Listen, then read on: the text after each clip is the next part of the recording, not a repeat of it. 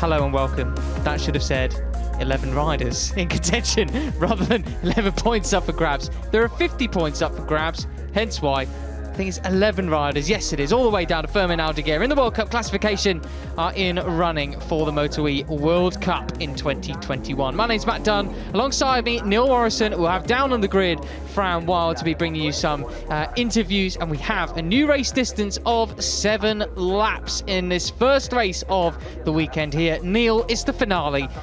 Round 6. I can't wait for it. Can you? Yeah, really can't, Matt. I think it's going to be a really exciting conclusion, not least because after E-Pole that we had this morning, just before lunchtime, we saw 4 of the principal title challengers qualifying inside the top 5. So we're going to see them battling it out on the track for the championship. Lots of connotations changing lap by lap. And I think it's going to be pretty exciting stuff. You don't want to miss it for sure. But I think we can pass down to Fran on the grid because she's managed to grab a hold of Italian Matteo Casadei. He has qualified 4th at the front of the second row. Fran.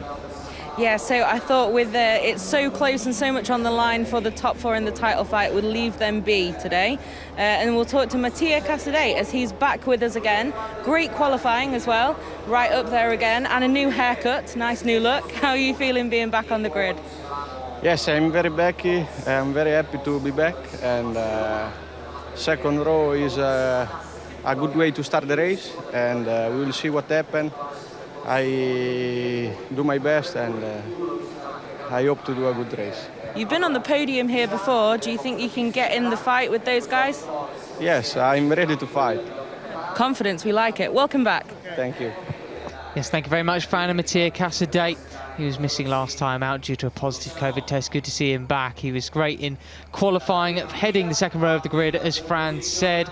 That was very, very impressive indeed. Can he cause the upset for the 4 title contenders who are positions 1, 2 and 3 on the grid, and number 5, Dominic Aegerter, right next to Casadei. Yeah, it was a good qualifying for the Championship Challengers. It wasn't such a good qualifying, though, for the winner last time out. Lukas Tulovic is in the front of the 4th row in 10th place. Fran, do you have a bit of an update on Lukas? Yeah, just quickly, due to the quite dramatic crash he had here last year, which he brought up in the press conference, I thought we'd leave that be. He did have a tip-off in that E-Pole session this morning, but the German said, nah, all good, easy, and then thought maybe that's not the perfect word for it. But yeah, absolutely no dramas from that crash at all. Just pushed a little bit too hard, given that they had those 3 laps to try it this morning. And all good, ready to try and make his way through from a little bit further down, because he is usually a Saturday hero. Yeah, he really is. 10th place on the grid today for Lukas Tulovic. He was up at the 3rd split, and then we saw the yellow flags come out in sector 3, and we thought, please, no! And it was, unfortunately, Lukas Tulovic going down, losing the front end at turn 14. Fortunately, all okay, as you say. Got to be so careful in these first couple of turns as well, not to give it too much gas like he did last year. But what about previous World Cup winner Matteo Ferrari is on the second row as well, alongside Aegerter and Casadei. He'll be taken off in 6th position today. He's strictly speaking not out of it mathematically, but what does he think of his chances today? He's down on the grid with Fran. Well, Matteo, you've got an amazing record here in Misano. An E-Pole wasn't perfect, but it's a pretty good starting position here on the second row. How are you feeling ahead of this race? We've got grey skies, it's very hot down here. What are your thoughts ahead of race 1? Yeah, at the moment we have to forget the weather because it's a little bit difficult to understand it. But, I did a good E-Pole for me. Second row is okay. And now we have to attack from the first corner. Well, good luck. Thank you. Ciao. Yeah, thanks very much, Fran. Thanks as well to Matteo Ferrari, 2019 MotoE World Cup winner, and of course a double victor here at this very track in 2019 and last year as well, if I'm not mistaken, Matt. So, yeah, Ferrari has a 4 from 5. A proven track record here at this Misano track. Could he be a bit of a dark horse from 6th on the grid? Yeah, potentially so. So where are we at then in terms of the World Club classification? It's been a long day, as you can tell. Alessandro Zaccone leading the point standings with 80 points to his name. Eric Granado just behind him with 73. Jordi Torres a further point back, 72. And Dominic Aegerter, 69 points. Realistically, those are your title contenders. But Lukas Tulovic doesn't quite count himself out of it. He's got 53 points to his name. Ferrari, 48. And Mikel Pons, 46. Yeah, and we have to pay a little bit of attention to Tulovic, just because last year's final doubleheader at Le Mans, in the first race there, we saw all sorts of shenanigans at the start of that race, with championship challengers crashing out left, right and centre. I think 3 went down on first lap incidents. So you never really know in this series, man. No, you really don't. Mattia Casadei, well, he'll be looking for some home glory. Got that previous podium here. How much would he love a victory, of course, at the Marco Simoncelli Misano World Circuit? He does ride for the Seek 58 team. Now, how much would that mean to all those guys there taking off from 4th position? Could well do it. Some of the times that we saw, Neil, in the qualifying session earlier, because it was a qualifying session rather than the e-pole format, 1 lap. Each rider got 3 laps to do, and the whole of the top 5 went quicker than the fastest times from the dry-free practice session that we had yesterday. Pace is hot here. Yeah, it is hot indeed, and we only had 1 dry free practice session, so bike setups for a lot of guys still aren't quite perfect, so we might see a bit of a setup gamble coming from certain men in this race, so bear that in mind as well. We're just going to go quickly down to Fran before we get underway, because she's got Maria Herrera. No, I haven't. Sorry, I was just saying, you did say men. We do have Maria on the grid, remember, in MotoE, so also a setup challenge for her. Absolutely, Fran. Got to point these things out, you know. Well then, 3-minute board is showing. Let's take a rundown of the grid then. Row 1 taken off from pole position. An astonishing lap time it was earlier on from Jordi Torres, a 1:43.2. Absolutely great stuff from him. Eric Granado couldn't quite catch him just at the end with that final flying lap. Zaccone takes off from 3rd, does the series leader. Mattia Casadei takes off from 4th position.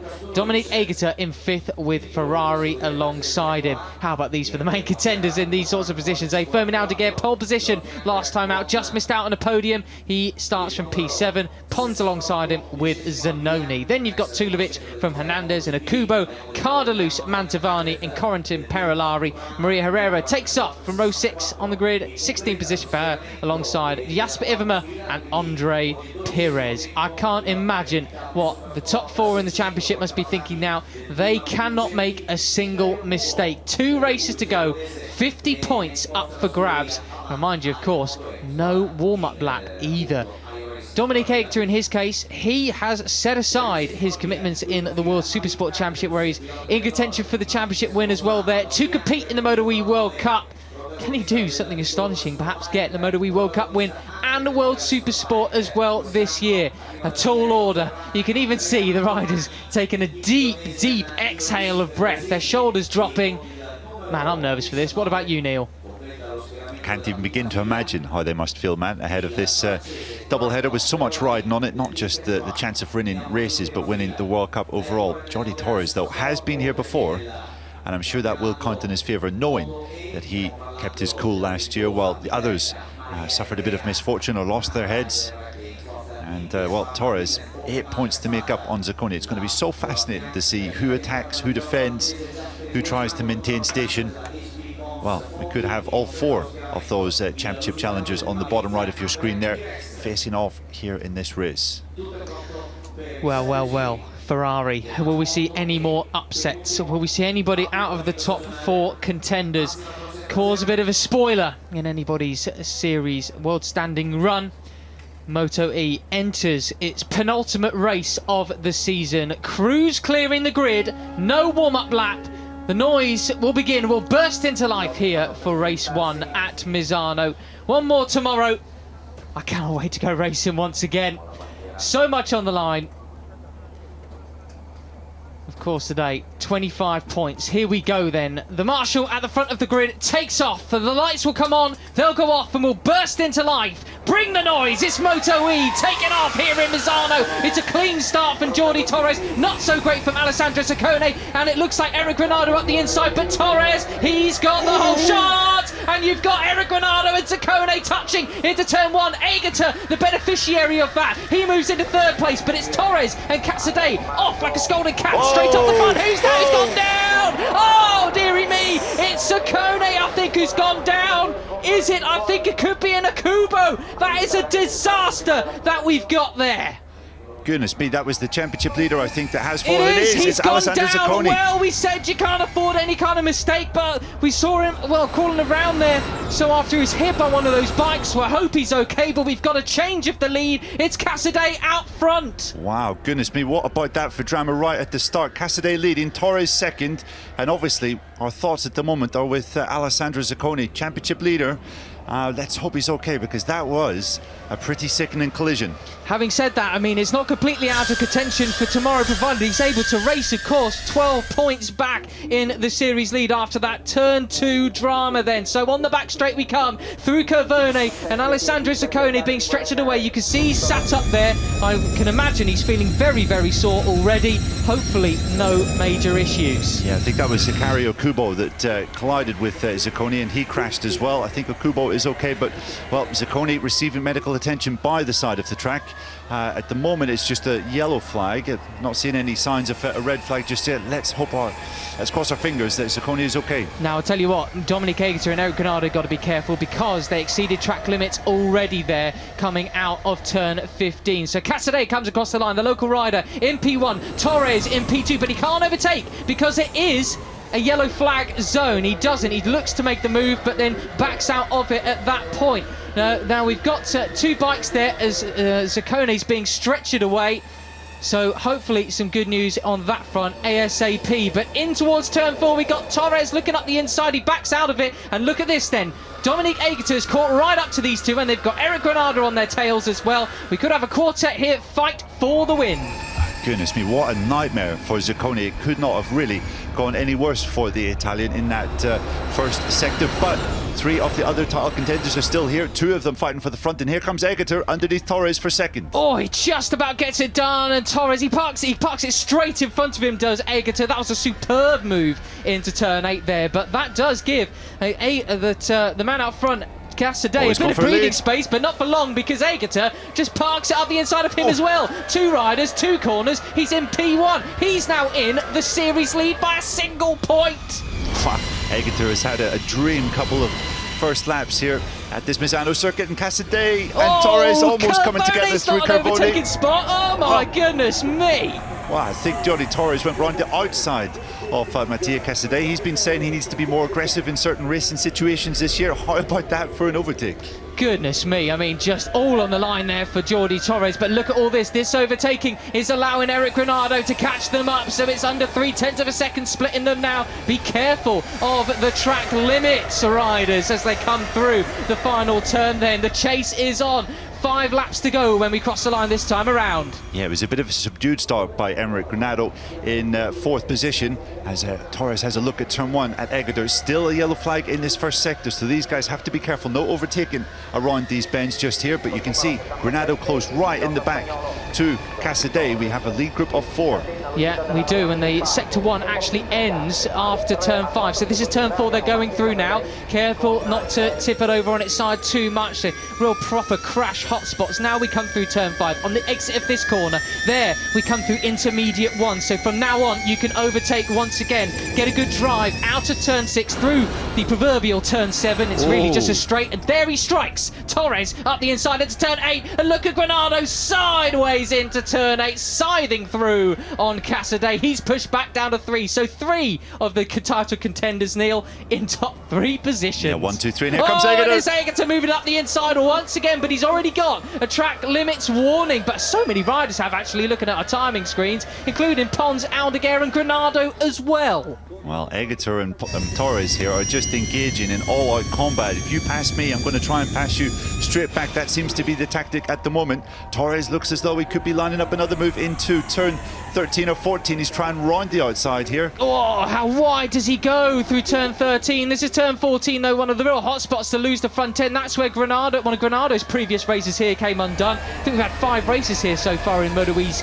short history, so I forget which one exactly was in the heat of the moment. But through the final corner we come. Neil, these riders aren't looking too risk averse given what's on the line here. Yeah, absolutely. And Granado was really fast on that last lap to try and bridge the gap to these leaders. Yellow flag is now gone in the first sector, so overtaking will be allowed through the first part of this track. And you can see Granado lining up Torres. Oh, it's careful not to touch the rear wheel. That's never a good idea for the riders behind. But look at the difference in line choices. Will anyone be lining something up for turn 4 now? Yeah, that's the second fastest lap in succession that Granado has said. He's just a tenth of a second off the MotoE lap record at this track. Oh, you can hear the tyre squealing. He says scream no more, but Granado's got some more. He sends it up the inside for P2. Now, what about going a bit wide through turn 6? Keeps it upright. I don't see any sign of Torres. Down they come, neck and neck through towards turn 8. It's Torres up the inside. Granado sideways. Oh, the action just doesn't stop in MotoE, does it? Look at this.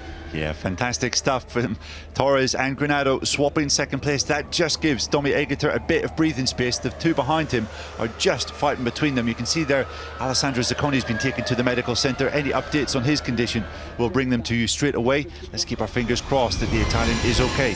Down the back straight we come once again. Curvone, not the typical overtaking spot, but if you're Jordi Torres, apparently it can be. Through we go, and he's right on the tail of Dominic Egerter in P1. It's... Oh, he's just swarming all over the back of him, isn't he? Just clinging onto his tail. They go a little bit wide on the entrance towards turn 14. Granado, a completely different line choice there, but be careful, because you've got Casadei behind them as well. And on the switchback, Torres. Oh, Torres gets buffed out the way into turn 15. Is he going to get Egerter back into the final corner? No! But he's going to line him up for sure in towards turn 1. Onto the home straight we come. It's going to be 3 laps to go. Goodness me, this is stunning stuff, and the fact that this counts for the championship makes it even more so. Granado looks really strong through into turn 2 just here. He's not quite close enough to try and make a move, but Torres might be lining himself up here to dart under the inside on the drive down to turn 4. Well, what about Granado as well? It's Torres up the inside, but he doesn't quite outbrake Egerter. He sends it sideways, rear wheel smoking all over the place. They are looking for every single overtaking opportunity they can. It's like a Red Bull Rookies race, it's not MotoE. Yeah, and this top 4 substantially faster than the rest of the guys. Matteo Ferrari, Mikel Pons and Fermin Aldeguer just do not have the same pace as this leading quartet. Matteo Casadei looked as though he was going to drop back, but he's back in the mix here again. I think he's just looking to pick up the pieces at the moment, just staying calm, doesn't really want to get involved in anybody's world standings run. But here we go then. Look at this line choice from Eric Granado through turn 10. He really tries to square off the corner, almost superbike or big power to the rear wheel style with the machines, onto the back straight, through Curvone. He's right on the back of Torres now. Here we go, in the slipstream. Which side will he go? He tries up the inside. It looks like Egerter is still out front. Actually, he just got completely hidden by Torres. I think Granado had to back out of that one that time. Yeah, absolutely. We saw 3 different lines into this turn 14 overtaking hotspot, but you have to say Egerter does seem to have that sorted, unless Torres is saving his best for a bit of a last lap late attack. You can see there he tries to get the drive out of turn 14 so he can try and get the switch back into 15, but look at Granado into the final turn. You can tell he's got something a little bit extra in that final sector, I think, Granado. The way he squares off turn 14 and gets a good run through turn 15 towards turn 16. Could that be a final corner, final overtaking shot? The penultimate lap begins here in Misano of race 1. Egerter, he's got such an awesome riding style, hasn't he? Will Torres line him up once again for a potential move up the inside? We look at Granado. Will we see any other the bikes come through either side of our screens? Not that I could see there. Well, if it stays like this, you can see the championship. There'll be 5 points covering 3 riders with just 1 race to go tomorrow. I mean, that is finely poised as you like, but I feel we're going to have some significant changes before then. Here comes Jordi Torres into turn 8. Oh, not just quite, but Granado, look at him. He's so sideways through there on entry, and Torres sideways on the exit. Him and Egerter, completely different choices. He cuts off the nose of Torres in towards turns 9 and 10. Well, will we see another move up in towards Curvone this time around? Yeah, Torres certainly has the bravery. You do fancy he's trying to work something out so he can be level with Egerter, maybe going into turn 13 or turn 14. As you can see, Casadei's had a track limits warning as well. Here comes Torres out of Carboni. Is it going to go up the inside? I think it's all about who can break the latest now, who can feather it and keep the pressure on the front tyre, but not too much. Oh, is Torres going on the inside? He touches the rear wheel. He sends it wide. Well, that puts him to the back of this group. He has made a bit of a mistake with Aegerter out front. He would have known that he touched his rear wheel, and Torres shoves Casadei wide as well, not giving an inch or a quarter to the local rider. So it looks like, with a bit of breathing space, 1 lap to go, it's Aegerter from Granado, from Torres, Casadei still in 4th.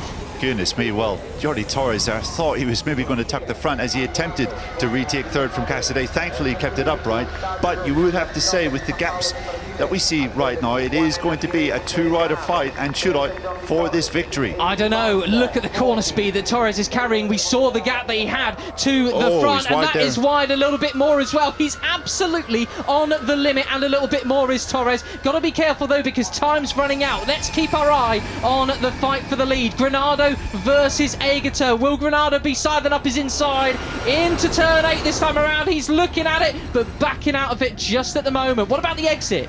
You have to say, Aegerter is riding a superb race at the front. He's not making any mistakes just yet. He's kept it smooth and fast, and he hasn't really opened the door at any of the main overtaking hotspots so far, but still, you have to say, down into turn 14, maybe 15, could well be where Granado has a bite.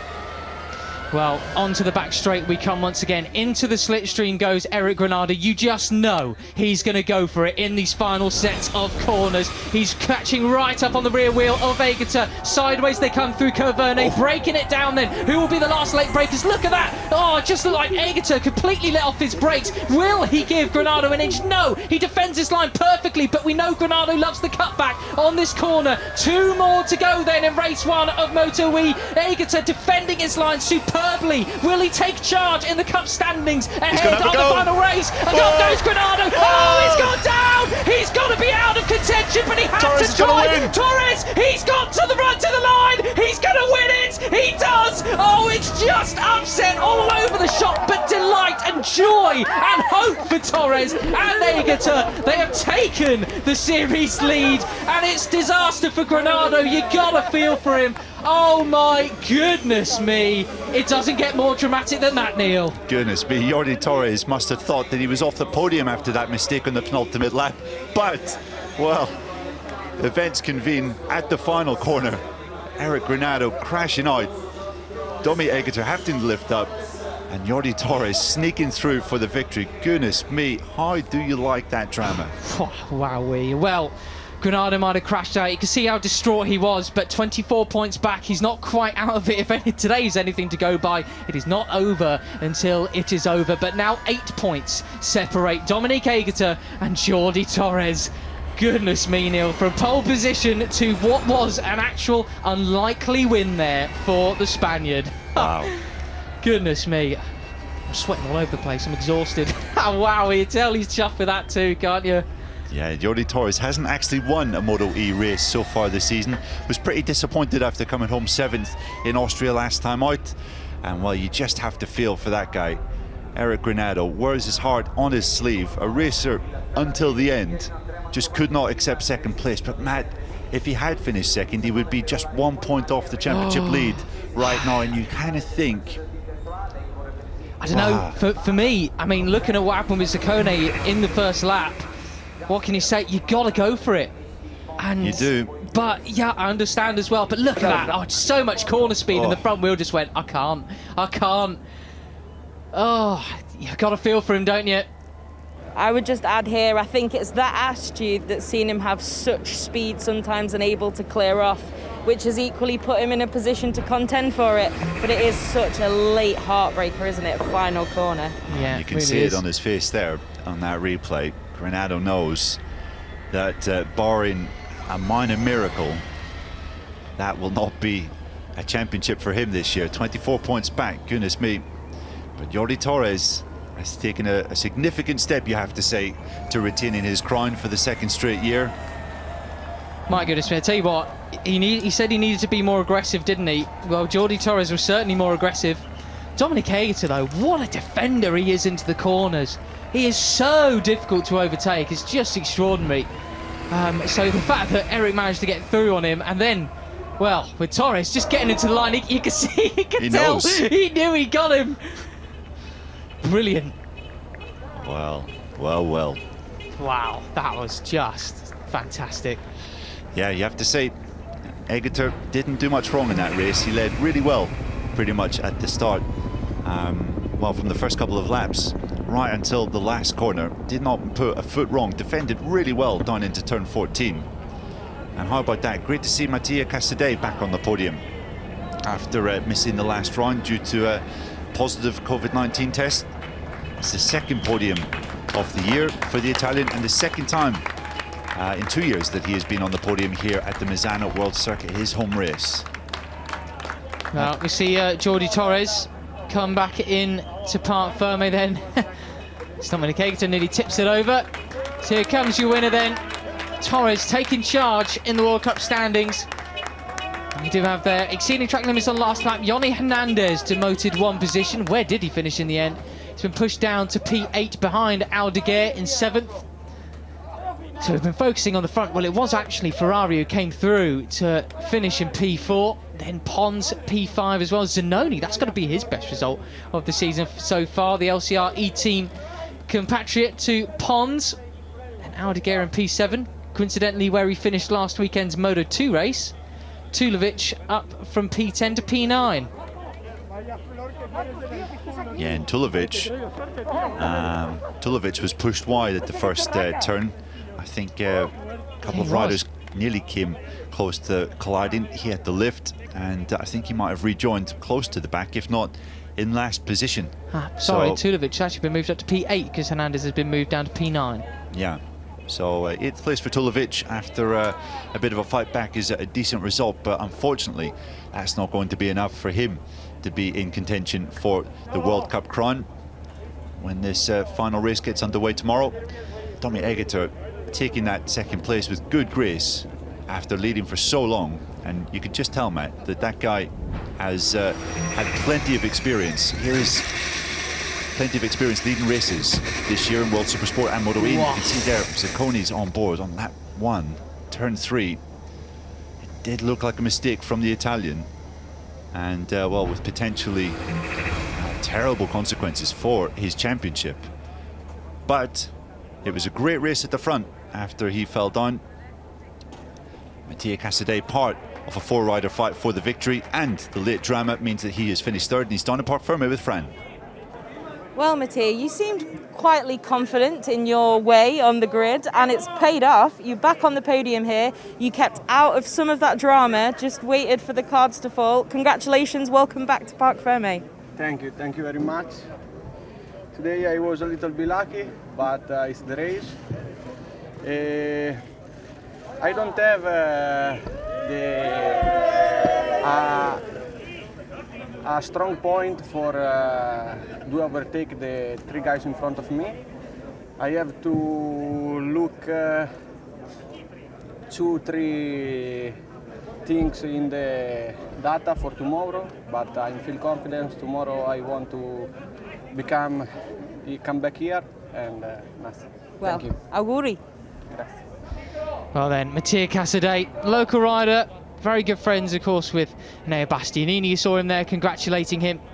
And now we'll get to speak to Dominic Egerter. He can't be too miffed with that one. He tried, not yet, to get a win so far this year. But what a race that was from him. Could have had the victory, in contention for the title. What does he make of it? Go on ahead, Fran. Well, Domi, you did a lot of the hard work at the front in that race. Then you were attacked at that final corner, ultimately just missed out on the win. But you gained a lot in the points as well. You must be reasonably happy with that, at least to be on the podium and make that gain. Yeah, for sure a big thanks to the team. They make a fantastic job on the bike. It's not easy to come to a racetrack. You have 8 laps dry, 9 laps wet, and then the e-pole. So we was lucky to have some more laps in the e-pole today. Fantastic bike I had, fantastic team. So I think, yeah, great battle. I took all in. Everywhere where I see some small overtaking hotspot, I take it. I was leading the most of the race. In the end, I closed the line quite much, and I think this is why he crashed, because there is no place to make the corner. And yeah, I lost one place, but in the end I win a lot of championship points. And yeah, the most important is to win the race, and we try to win the championship, and this is why we are trying hard to get the best result. Well, congrats and thanks for the show. Yeah, thank you. Hope you enjoy it. Thank you, fans. Yeah, I think, I mean, I said Dominic Egerter's superb at defending, but I think I didn't give enough credit as well on how much he attacked in that race as well. Superb stuff. Here was one of these moments then. Just three of the title contenders neck and neck through Cavone. I mean, look at it. And that is racing full stop at its very best, isn't it? Just awesome. Absolutely on the limit. Well, next up we're going to get to speak to Jordi Torres, Spanish Elvis. He's brought the sideburns back specially for race day. What does he make of that victory? Is he still just as pumped? Well, Jordi, that was a pretty incredible race to watch. So many moves between you and Domi at the front, and then Eric with that last corner drama. But we keep asking you, are the elbows coming out? Because you've talked about aggression so much. Today they really did, and you're in the hot seat now for tomorrow. Yeah, we'll see what happens tomorrow, but for sure we need the same aggressive like today, because also Eric, also Mattia Casadei is a big surprise for today. And Dominic, we do an incredible fight. It's really difficult to overtake Domi because he can break very late. But I do some mistake that for a few moments, I do a little crash touching his rear wheel. But anyway, we try to keep there, catch to beat Eric and Dominic, and the final I see the crash with Eric and Dominic. And I try to squeeze 100% and across for first time this year, the winner. And we'll see what happens tomorrow, but for sure we have more pressure for tomorrow. Well, congratulations anyway. It was great to watch. Thank you. Yeah, it certainly was. Echo those thoughts completely, Fran. Fantastic to watch. And this is the near moment down into turn 14, 2 laps from the flag. Wow, Torres can count his lucky stars that he managed to recover from that.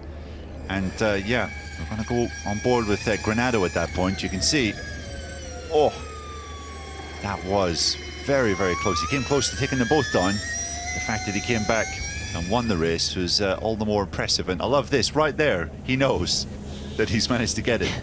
Looks like he's changing gear on like a two-stroker, doesn't it? With his elbows out like that. It does mean that, well, he carries an 8-point advantage into tomorrow's race. That means that he can just afford to finish right behind Dominic Egerter, and he'll be champion.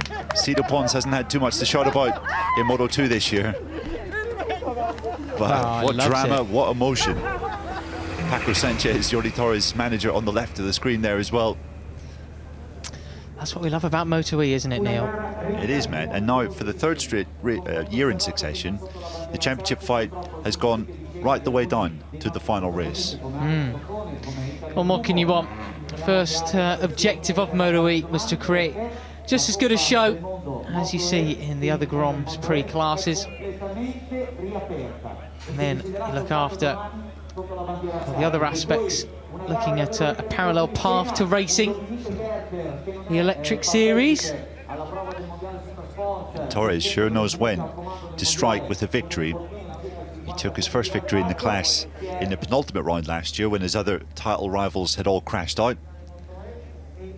And that basically allowed him to put one hand essentially on the crown there. He could take it relatively easy in race 2 at the end of last year. And you wonder whether he's taken another significant step towards becoming the World Cup winner in 2021. God, I tell you what, Neil, I'm kind of glad MotoE's finishing tomorrow, because I don't think I can put up with much more of this excitement. It is exhausting. Look at that though, also variety of nationalities as well. Swiss flag, Spanish and Italian as well. Really great to see, and I'll tell you what, always special coming out onto any Grand Prix podium. But here in Misano as well, what a treat that we get to have the MotoE finales here, especially with some fans in as well.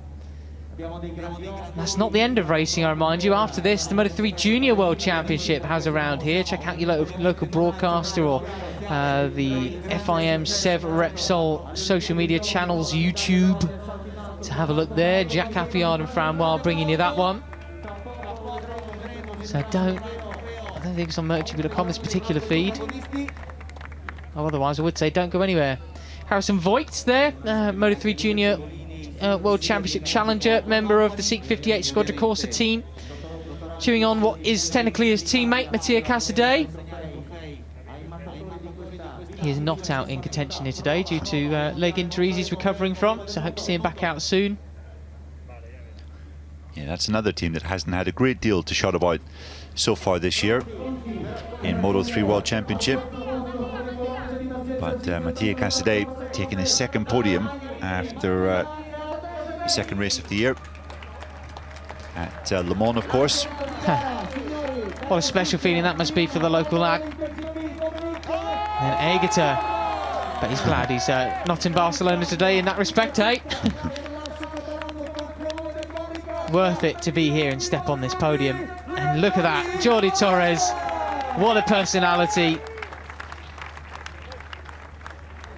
Great to see such characters like these guys getting just rewards for all their efforts. There's one trophy for Casadei. I think it's being presented by, it is, Gianmarco Tamberi, the Italian high jump Olympic gold medalist.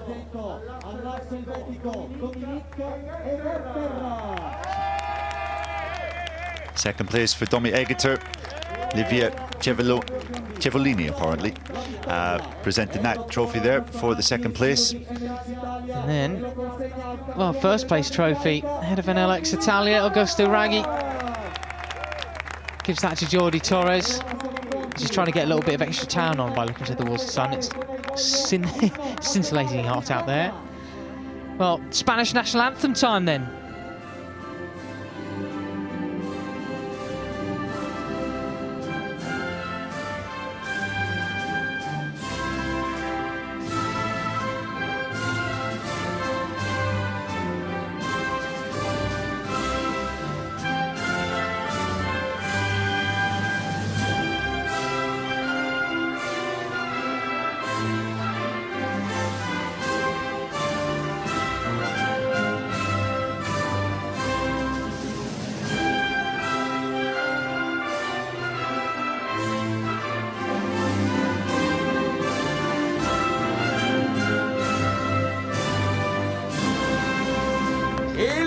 Huge smile on his face then.